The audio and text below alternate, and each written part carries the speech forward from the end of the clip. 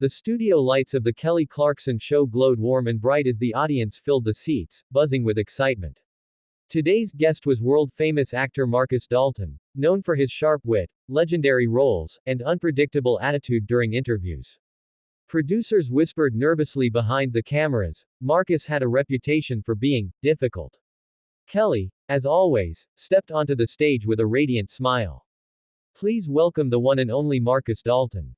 The crowd erupted in applause as Marcus walked in, wearing sunglasses indoors, shoulders back, confidence dripping from every movement. He shook Kelly's hand and flashed a charming, almost rehearsed, smile. At first, the conversation went smoothly. Marcus talked about his new film, the demanding stunts, and the emotional weight of the story.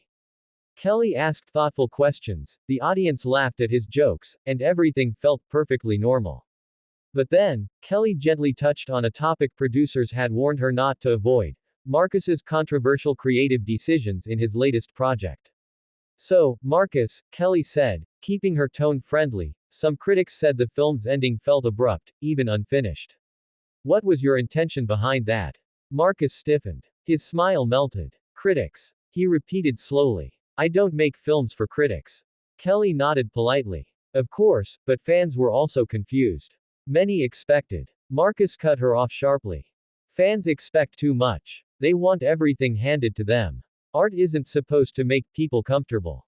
The audience shifted, the room tightening with tension. Kelly kept her calm. I agree art can challenge us, but do you feel any responsibility to your audience? Marcus leaned forward, removing his sunglasses, revealing cold, irritated eyes.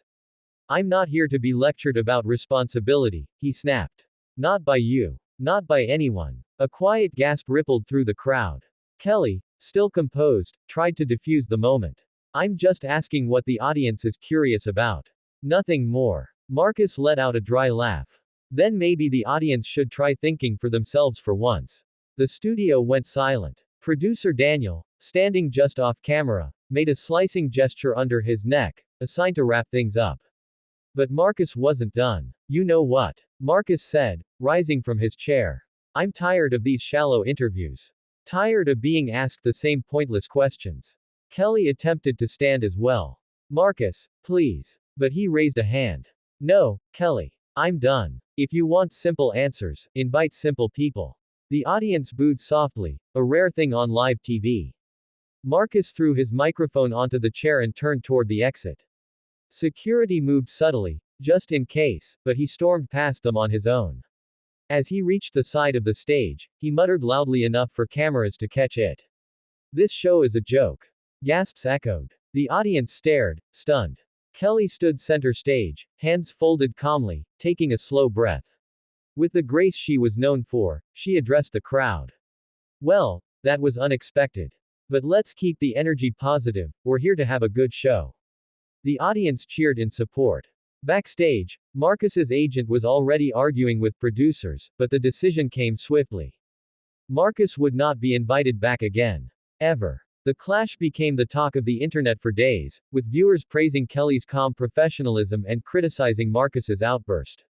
And somewhere far from the studio, Marcus Dalton sat alone in his mansion, replaying the moment in his mind, slowly realizing that for the first time in a long time, he might have gone too far.